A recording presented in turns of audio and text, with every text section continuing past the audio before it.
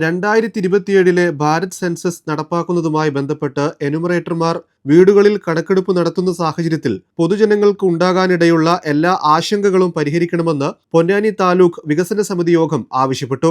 വിദേശത്തുള്ളതും മറ്റ് സ്ഥലങ്ങളിൽ താമസിക്കുന്നതുമായ ആളുകളുടെ വിവരശേഖരണവുമായി ബന്ധപ്പെട്ട് ആശങ്കകൾ പരിഹരിക്കണമെന്നും സെൻസസിന്റെ ഭാഗമായി വിദേശത്തുള്ള ഇന്ത്യൻ പൗരന്മാരുടെ വിവരങ്ങൾ, അടഞ്ഞുകിടക്കുന്ന വീടുകളിലെ ആളുകളുടെ വിവരങ്ങൾ എന്നിവ ഏത് രീതിയിലാണ് സെൻസസിൽ ഉൾക്കൊള്ളിക്കുന്നത് എന്നത് സംബന്ധിച്ച് വ്യക്തത വരുത്തണമെന്നും യോഗം ആവശ്യപ്പെട്ടു.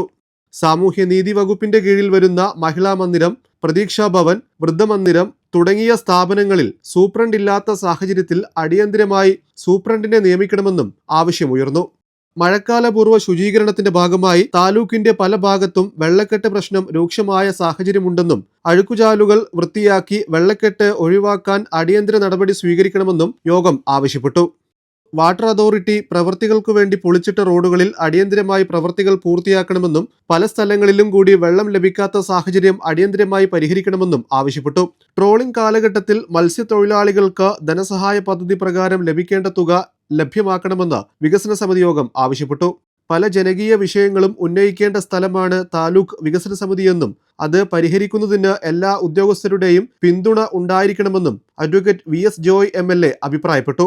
ചെറിയ ചെറിയ കോർഡിനേഷൻ്റെയൊക്കെ പ്രശ്നങ്ങൾ കൊണ്ട് നമ്മുടെ പല പദ്ധതികളും മുടങ്ങിക്കിടക്കുന്ന ഒരു സാഹചര്യം. കഴിഞ്ഞ ദിവസം കേരളത്തിലെ മുഖ്യമന്ത്രിയുടെ നിയമസഭയിൽ പറയേണ്ടത് നമ്മുടെ ഈ പദ്ധതികളും നമ്മുടെ വികസന പ്രവർത്തനങ്ങളൊക്കെ നീണ്ടുപോകുന്നതുകൊണ്ട് റിവൈസ് ചെയ്യുന്നു കോടിക്കണക്കിനുള്ള നഷ്ടം നമ്മുടെ ജനാവിൽ വന്നുകൊണ്ടിരിക്കുന്നു.